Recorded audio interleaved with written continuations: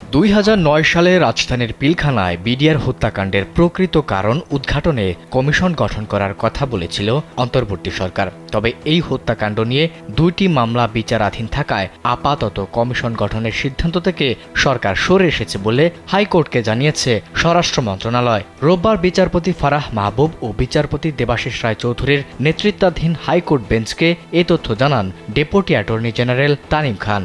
এ নিয়ে বিভিন্ন মহলে সমালোচনার সৃষ্টি হয়েছে। বিডিআর হত্যাকাণ্ড নিয়ে সামাজিক যোগাযোগ মাধ্যম ফেসবুকে এক স্ট্যাটাস শেয়ার করেছেন অন্তর্বর্তী সরকারের আইন উপদেষ্টা আসিফ নজরুল। তিনি লিখেছেন, বিডিআর হত্যাকাণ্ড তদন্ত বিষয়ে হাইকোর্টে রিট আবেদনকারীর একটি বক্তব্য নিয়ে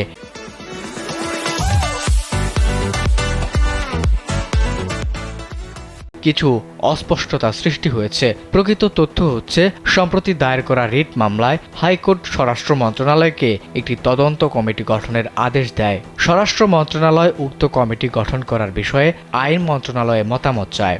আইন মন্ত্রণালয় হাইকোর্ট বিভাগের আদেশের ব্যত্যয় ঘটানোর সুযোগ নেই মর্মে ৩ ডিসেম্বর মতামত প্রদান করে। তিনি আরও লিখেছেন, এতে আইন মন্ত্রণালয়ের কোনো মতামতের উল্লেখ করা হয়নি। এ ধরনের কমিটি গঠন করার এখতিয়ার স্বরাষ্ট্র মন্ত্রণালয়ের। হাইকোর্টের আদেশ অনুসারেও এটি করার কথা স্বরাষ্ট্র মন্ত্রণালয়ের। আসিফ নজরুল লেখেন, স্বরাষ্ট্র মন্ত্রণালয় ভবিষ্যতে বিডিআর হত্যাকাণ্ড বিষয়ে তদন্ত কমিটি গঠনের সিদ্ধান্ত গ্রহণ করলে অবশ্যই আইন মন্ত্রণালয় এজন্য সকল সহযোগিতা প্রদান করবে। ব্যক্তিগতভাবে তিনি মনে করেন, বিডিআর হত্যাকাণ্ডের স্বাধীন একটি তদন্ত প্রয়োজন।